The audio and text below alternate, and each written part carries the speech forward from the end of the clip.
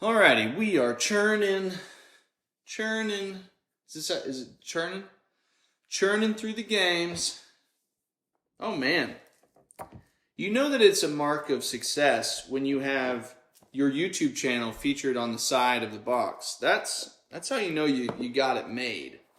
So, this video is about Neuroshima Hex, which I know a smidge about. And it plays in 30 minutes, which I think is, that's pretty impressive. But the reason why I bought this game was because of this, which is an expansion, which is a hard expansion, or rare expansion, or expensive expansion, however you want to look at it. This is also the reason why, so this is the reason why I bought this, and then both of these are the reason why I ended up buying War of the Ring. Because I bought this, or I ordered this, or I put this in a cart, and then I wanted to get free shipping on Game Nerds, so I added another game. So I got War of the Ring because it was also on a sizable sale compared to what I normally see it for. So this was just an unexpected, what do you call it when it's kind of like consequences or, domino effect. That's what I was going for. This was a domino effect of purchasing a game because because the expansion was available, and then getting another game in order to get free shipping for those games, which doesn't always make sense because the shipping, the shipping's not that much. But that's just one of those weird consumer things where you're like, oh, I'll spend more money because I think I'm technically spending less, even though I'm obviously spending more money. So, yeah, Neuroshima Hex. And I will say, I don't really hear a lot of people talk about this game, but one of the times when I thought that, I was like, oh, this would be something possibly really interesting to check out because it seems very different from other games I have, is actually with Z Garcia from Dice Tower. I don't know where he ranks this. I don't know if it's in his top 100 because I haven't watched that series that they did recently. But he was very, very praising. That's not the word. He was very complimentary of this game. And I don't always seem to view or appreciate the same stuff that Z does, but something about the description of this game just excited me, and I wanted to check it out. And also the idea of like a little strategy game that can take, just 30 minutes to play, super, super interesting. So I definitely wanted to check it out. So we've got like the main board there, which is not the best fold. Kind of sitting up really heavy right now, but that's okay. And then you've got not a lot of components. Honestly, this kind of reminds me of, I love how far we seem to have come in not that long in terms of like the interior trays or inserts of games. Like, this is classic FFG, like classic Fantasy Flight. This is just a cardboard trough with stuff in the middle. So, oh man, this is like, okay. All right. There we go. So these are dials. They've got the little, dial pieces in there. So definitely curious to see how this goes. But yeah, I really don't know much about this game at all. So since I don't know much about this game, why don't we talk about something else?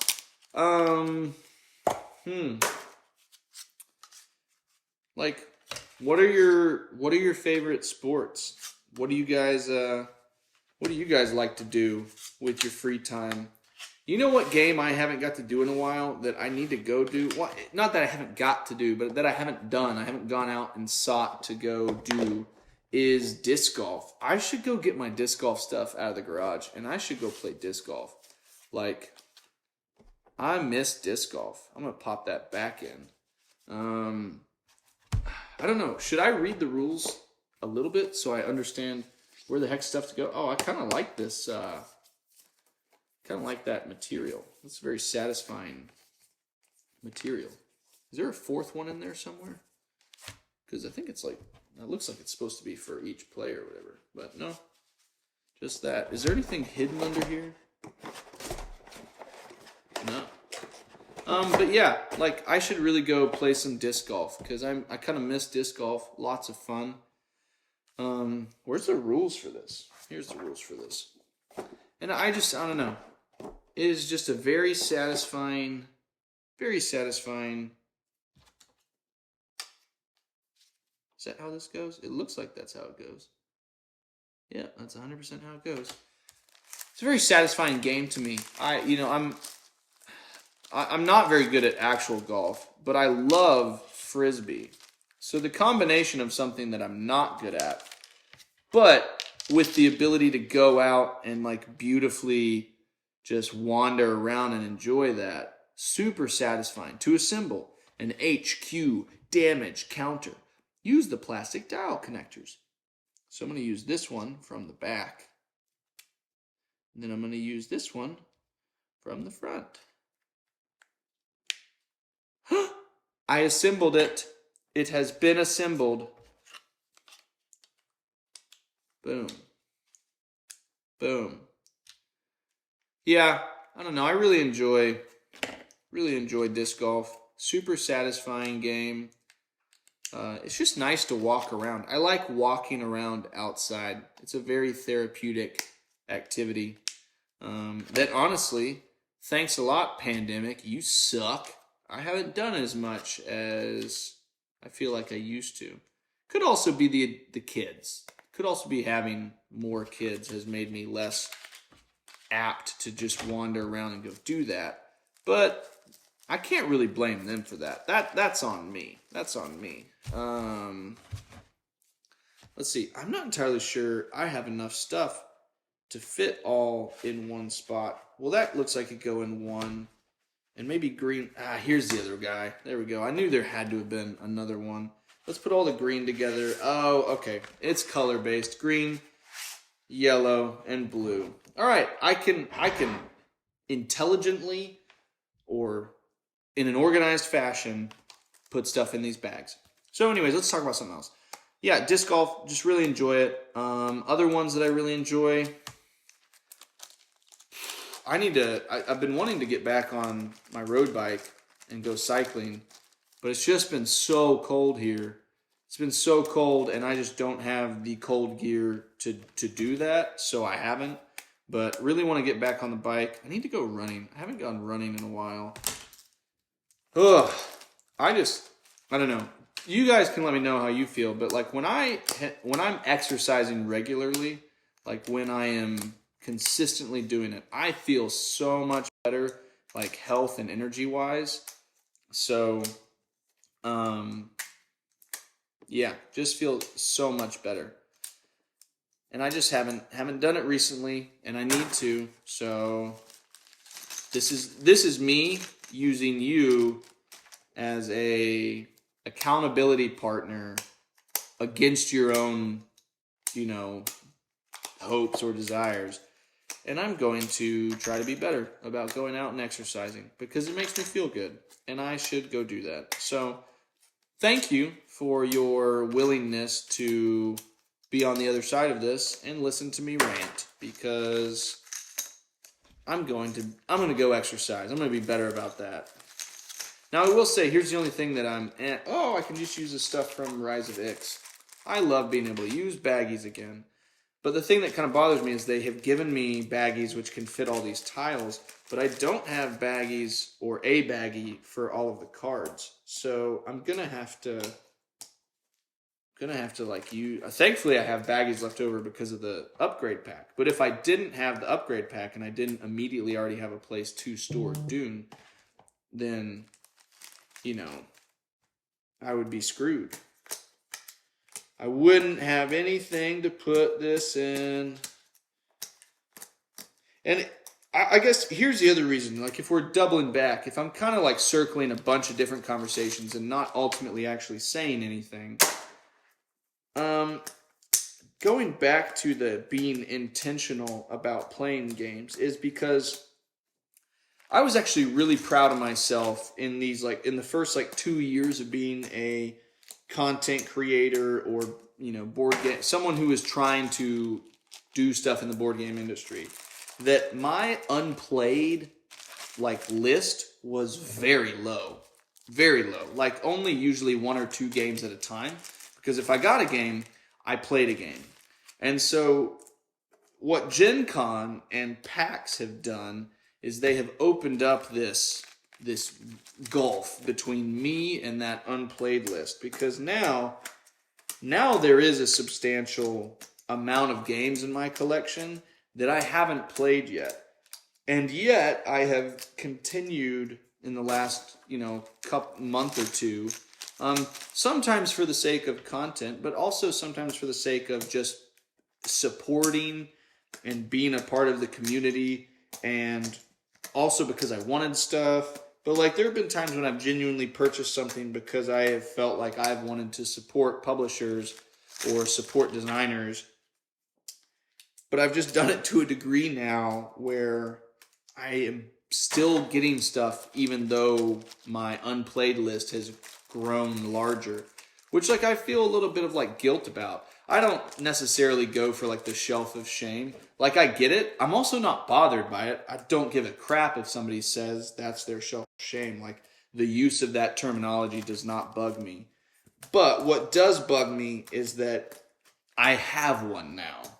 Because really before, I didn't. And I don't know if I was like vainly proud of that, but I was satisfied that the amount of money I was spending in the board game industry was reflected by the fact that I was playing the games. And now I have spent money, and I have spent more money while not having played the games that I previously purchased. So there's probably a little bit of like consumer guilt there. Like, I don't want to be a wasteful person that buys stuff and doesn't use it. So a little bit of like existential or consumer guilt. Apparently not enough to stop, but enough to think about it. And now I can just pop those in there thanks to Dune Imperium Rise of Ix. Okay. So here's the thing. This has already probably gone on quite a bit. And I've just opened up this one. I don't know how much battery my phone has in terms of being able to withstand a 45-minute video in the midst of like 5 videos. I don't know if it's got the bandwidth for that. So here's what I'm going to do.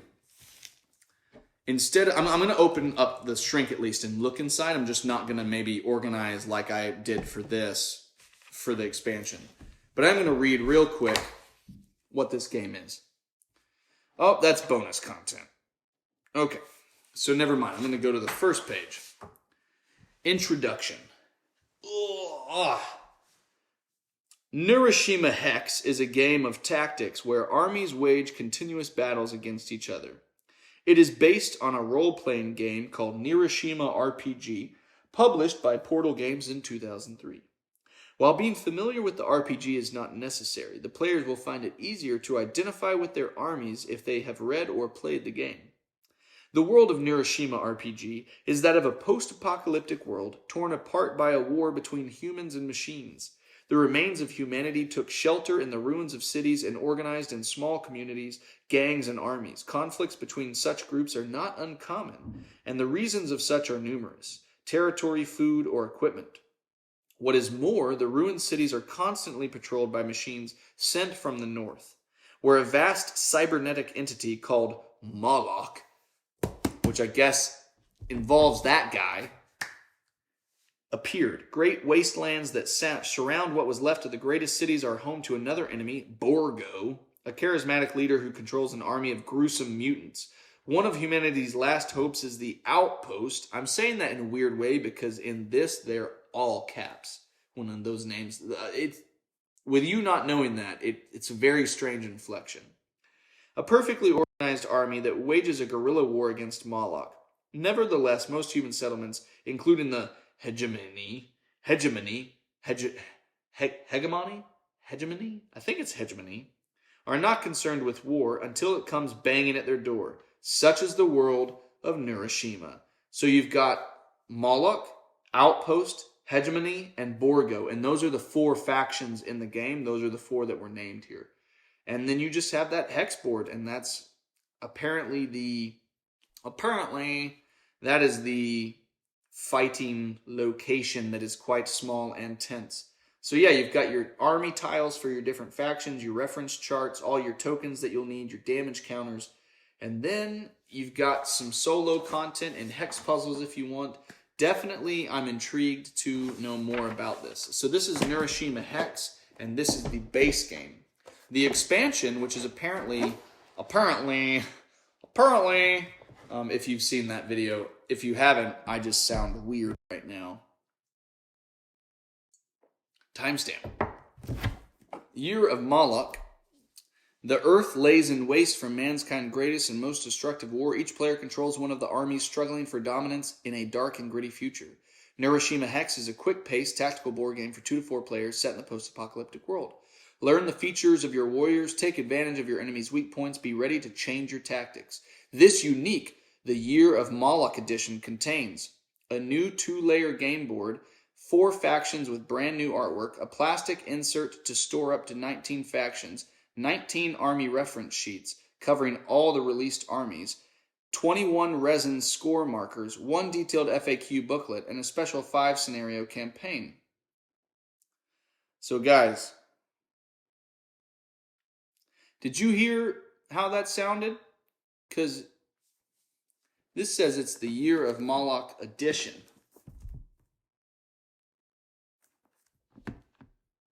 But I thought this was an expansion.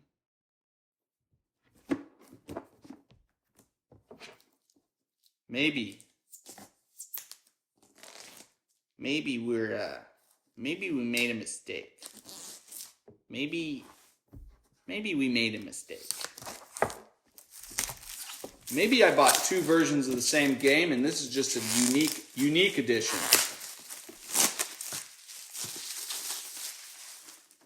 Now I'm curious. Neuroshima Hex. FAQ. Well, now I'm curious.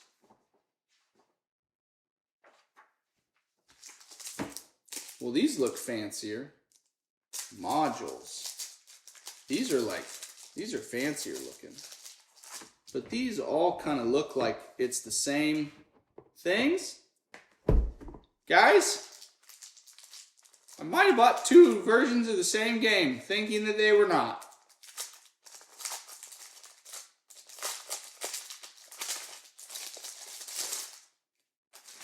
Oh, the quality of these are much nicer. Molochs. This is a lot of stuff. Alright guys, I'm going to be honest. I normally use my phone to figure out stuff like this, and I am filming using my phone. That is a snafu. Ugh. So here's what's going to happen. Lid gas. Here's what's going to happen. I'm going to put this off to the side. I'm going to stack it with the game that could very well be the same game. Put this off to the side. And I'm either going to look it up right away, or I'm going to keep filming and check out my mistake later. So,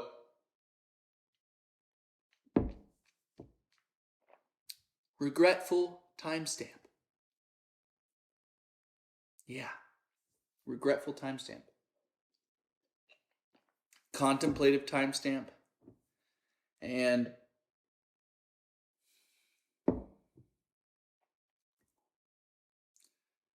the ending.